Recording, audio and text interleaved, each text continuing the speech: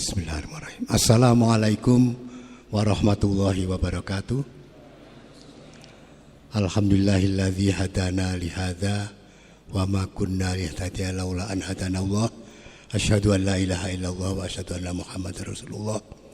Allahumma shalli ala Muhammad adada ma fi ilmillah sholatan daimatan bidawami mulkillah, amma ba'd.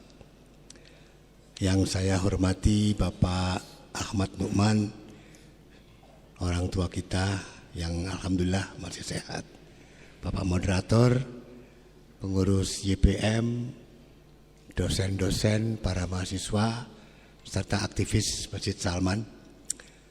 Pertama, berterima kasih atas undangan. Sudah lama juga saya nggak ke Salman, terakhir 2 tahun atau 3 tahun yang lalu, tapi acaranya di Aula Barat waktu itu. Nah, sedikit bernostalgia. Saya agak merubah sedikit judulnya ya. Jadi saya ingin melihat judul yang saya ambil itu memadukan keindonesiaan dan keislaman. Kenapa keindonesiaan dulu? Karena huruf N lebih dulu dari huruf S. Itu aja, sederhana aja. Nah, jadi kita semua tahu bahwa Islam datang ke wilayah Nusantara ini. Ternyata wilayah Nusantara ini luas.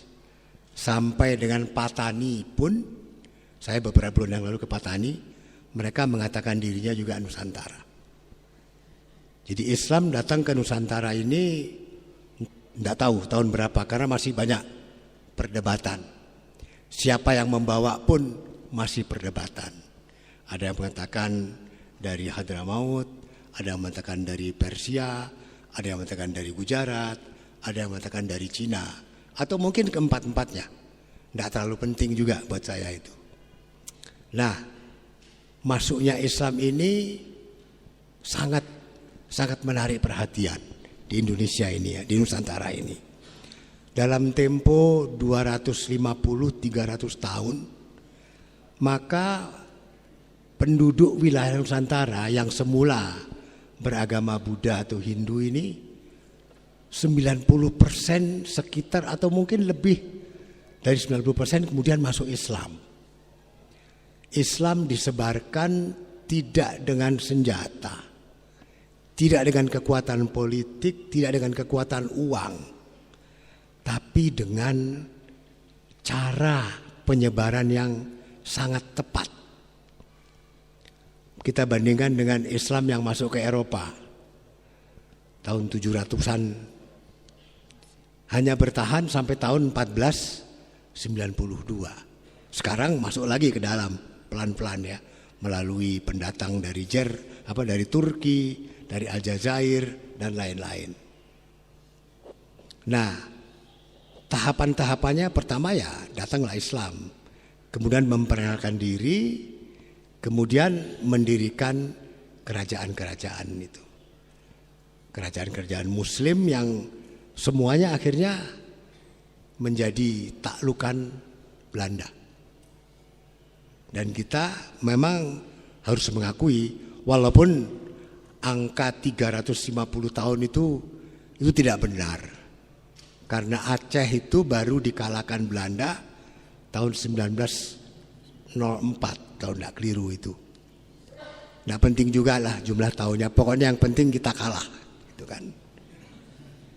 Kenapa negara sekecil Belanda sekepel itu kalau dibanding Indonesia kan? Luas Belanda itu cuma 42.000 km persegi. Kita hampir 2 juta, belum lautnya. Lautnya 2 kalinya lagi. Kok bisa kalah?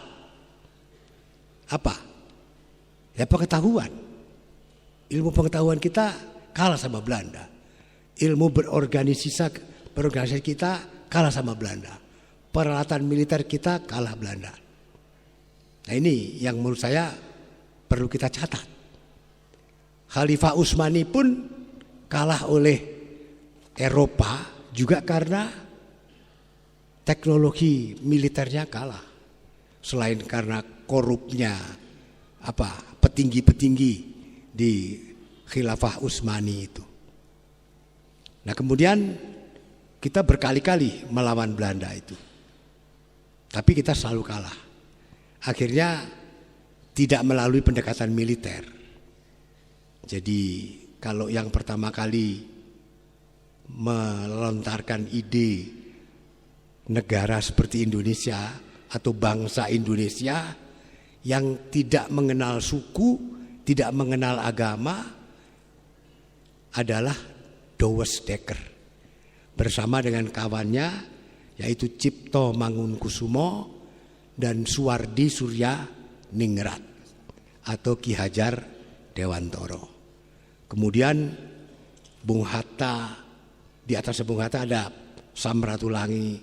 Itulah cikal bakal yang melontarkan gagasan bangsa Indonesia. Kemudian diikuti dengan Kongres Pemuda. Anda semua tahu ya, Kongres Pemuda. Nah, jadi bangsa Indonesia itu lahir tahun 28 sebagai bangsa. Negaranya baru berdiri tahun 45. Proses ini juga menarik kita pelajari. Ketika Kongres Pemuda, kemudian pergerakan kemerdekaan pada tahun 20-an dan awal 30-an, umat Islam belum muncul. Memang ada Pak Cokro Aminoto, Pak Agus Salim, kemudian beberapa lagi yang lain saya lupa namanya. Tapi baru muncul itu secara bersama-sama dalam wujud MIAI, Majelis Islam A'la Indonesia. Ini yang kemudian akhirnya berubah menjadi Partai Masyumi. Nah, dalam proses mendirikan Negara Republik Indonesia, maka diadakan serangkaian dialog antara tokoh-tokoh pemerintahan. Nah, di situ yang paling menonjol tentunya Bung Karno. Kita semua mengenal beliau. Nah, umat Islam muncul. Jadi kalau saya menganggap dasar dari semua bangunan negara Republik Indonesia itu adalah pembukaan Undang-Undang Dasar. Semua ada di situ. Pancasila juga ada di situ. Kemudian kan Bhinneka Tunggal Ika, NKRI itu diwujudkan di dalam undang-undangnya. Nah, di dalam pembukaan Undang-Undang Dasar, kalau Anda baca itu sangat Islami. Sangat Islami. Kata-katanya pun atas berkat rahmat Allah. Itu dan lain-lain. Rakyat itu juga kata Islami itu. Jadi tanpa kita sadari, bahasa Indonesia itu pun bahasa Islam. Itu ikut menyebarkan Islam, menjadi lingua franca. Oleh karena itu ketika kita memproklamirkan bangsa Indonesia, satu nusa, satu bangsa, satu bahasa, bukan bahasa Jawa yang dipakai, walaupun itu dipergunakan oleh 2/3 rakyat di Nusantara. Tidak. Tetapi bahasa Melayu yang kemudian disebut sebagai bahasa Indonesia. Nah, ketika kita mau mendirikan negara, tentunya kan negara ini negara seperti apa? Itu yang kalau Anda baca itu luar biasa pembukaan Undang-Undang Dasar itu. Undang-undang dasarnya pun juga luar biasa. Nah, ketika membahas itu, muncullah dasar negara kita ini apa? Tokoh Islam dari waktu itu Partai Masyumi belum ada. Masyumi baru didirikan Oktober atau November 45. Padahal membahas ini dimulai dari Mei 45 sampai dengan 18 Agustus tahun 45. Bung Karno dengan pidatonya yang luar biasa menginginkan dasar negara kita Pancasila. Tapi Pancasila yang kita pakai sekarang berbeda dengan Pancasila yang diperkenalkan oleh Bung Karno. Tapi cikal bakal Pancasila memang datang dari Bung Karno. Tidak bisa kita abaikan itu, tidak bisa kita hapus gitu. Nah, umat Islam menginginkan negara berdasar Islam. Wajar, untuk saat itu wajar. Bagaimana mungkin kita mau bikin negara kok tidak berdasar Islam? Itu pikirannya tokoh-tokoh Islam yang datang dari Young Islamitenbond, datang dari Muhammadiyah, datang dari PSII, datang dari Nahdlatul Ulama dan lain-lain. Tentunya referensi mereka ya kitab-kitab mengenai negara yang ditulis oleh ulama-ulama klasik atau ulama-ulama modern waktu itu. Nah, Anda udah tahu betul ya bagaimana akhirnya itu diselesaikan.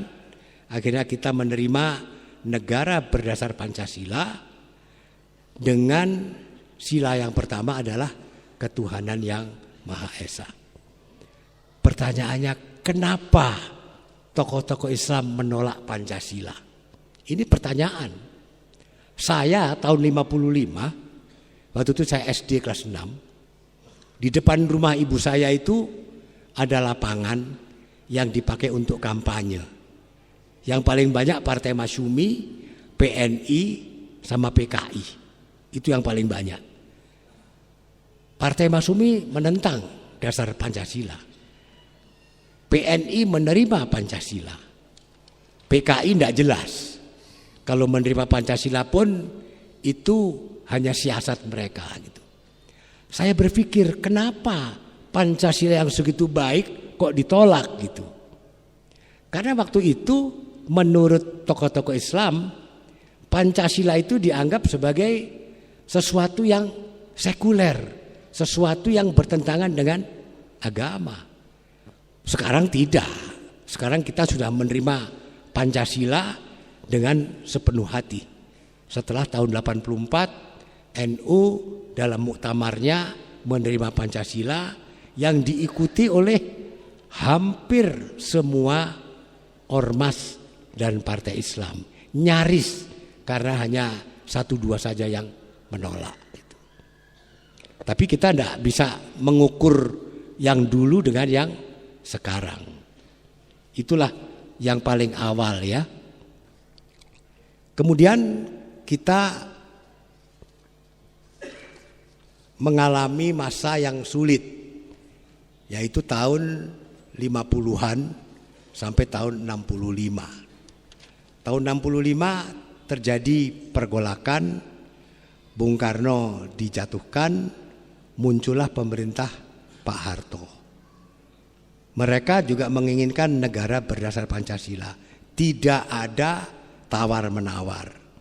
Sedangkan partai-partai Islam masih memperjuangkan negara berdasar Islam. Yang terbesar adalah partai NU. NU masih merupakan partai waktu itu, belum ormas seperti sekarang. Oleh karena itu tidak ada cara lain. Maka partai NU harus dicegah supaya tidak muncul sebagai pemenang. Jadi waktu itu kalau misalkan ada juru kampanye NU pidato gitu, itu bisa diturunkan oleh aparat Kodim atau Koramil. Kalau bicaranya terlalu keras, langsung interogasi. Karena mereka tidak mau. Nah, akhirnya setelah Pak Harto terpilih jadi presiden tahun 68, kemudian terpilih lagi tahun 73. Nah, tahun 73 ada peristiwa yang menarik. Pemerintah Orde Baru mengajukan RUU perkawinan yang intinya pasal pertamanya itu berbunyi perkawinan adalah sah kalau sesuai dengan undang-undang. Jadi walaupun tidak sesuai dengan agama kita, dengan agama pemeluknya, kalau sesuai dengan undang-undang maka perkawinan itu sah. Ini ditolak oleh P3, dipelopori oleh NU, oleh ulama-ulama NU menolak itu. Mungkin Anda enggak tahu ya. Waktu itu sidang pleno DPR diserbu oleh anak-anak muda yang ya umur 20-30-an. Kemudian diskor sidangnya. Pak Harto cukup peka menangkap gerakan ini dan akhirnya beliau setuju. Setuju undang-undang itu dirubah. Pasal 1 dirubah menjadi perkawinan dianggap sah kalau sesuai dengan hukum agama masing-masing. Ini adalah undang-undang pertama yang menampung syariat Islam. Maka mulai berpikir tokoh Islam, oh ternyata tanpa negara berdasar Islam pun undang-undang kita juga bisa menyerap ketentuan syariat Islam. Kemudian undang-undang kedua, undang-undang peradilan agama. Mendirikan pengadilan agama. Ini juga ditentang oleh kalangan misalkan partai waktu itu PDI Perjuangannya belum ada. PDI menentang, kemudian ya orang-orang non-Islam menentang. Tapi sekarang undang-undang itu sudah berusia hampir 42 tahun. Dan gak ada sesuatu yang aneh, kecuali yang menganggap itu aneh. Yang menganggap aneh itu yang kemarin mengajukan gugatan ke MK. Kan mengajukan gugatan, undang-undang pasal 1 tadi dirubah supaya tidak membawa hukum agama. Saya agak kebalik ke belakang, ada yang terlupa. Yaitu berdirinya Kementerian Agama. Jadi tadi saya sebut Undang-Undang Dasar 45 atau Pancasila. Pancasila adalah perpaduan Islam dan Indonesia. Yang kedua Kementerian Agama. Ini pun perpaduan Islam dan Indonesia. Tahun 45 kabinet pertama itu umat Islam mengajukan kepada Bung Karno supaya didirikan Kementerian Agama. Tapi ditolak. Tapi ternyata mereka akhirnya meminta supaya didirikan Kementerian Agama karena tidak ada yang ngurusi. Di zaman Belanda ada kantor urusan agama. Di zaman Jepang juga ada kantor urusan agama. Sekarang tidak ada yang ngurus. Akhirnya didirikan. Nah, didirikan Kementerian Agama tahun 46 Januari. Nah tahun 50 kebetulan Menteri Agamanya Pak Wahid Hasyim, ayah saya. Beliau membuat MOU dengan Menteri Pendidikan dan Kebudayaan Pak Bahdir Johan. Intinya cuma 2. Pertama, memberikan pelajaran agama di seluruh sekolah. Yang kedua, mendirikan madrasah yang sama dengan sekolah. Untuk SD, madrasah ibtidaiyah. Yang sejajar SMP, madrasah sanawiyah. Yang sejajar dengan SMA, madrasah aliyah. Kemudian Pak Wahid Hasyim juga mendirikan PTAIN, Pendidikan Tinggi Agama Islam Negeri, perguruan tinggi agama Islam negeri, yang kemudian berubah menjadi IAIN dan sekarang berubah menjadi UIN. Ini juga perpaduan Islam dan Indonesia. Di negara lain tidak ada negara lain yang seperti Indonesia ini. Sekarang saya tidak tahu ada berapa puluh IAIN. Kalau UIN-nya ada belasan, IAIN-nya mungkin 30-an. Belum STAIN, belum yang swasta. Jadi ini betul-betul perpaduan Islam dengan Indonesia. Tidak terbayang oleh saya, kalau tidak ada IAIN, anak-anak pesantren itu sekolah kemana itu? Dan ini mobilitas vertikal yang luar biasa. 60 tahun setelah didirikan baru kita lihat hasilnya. Jadi sekarang Indonesia dan Islam adalah dua sisi dari mata uang yang sama. Sisi satu gambarnya Garuda, sisi lain gambarnya Ka'bah. Bukan Ka'bah P3, bukan ya. Ka'bah Islam. Jadi tidak bisa. Jangan pernah mempertentangkan Islam dengan Indonesia.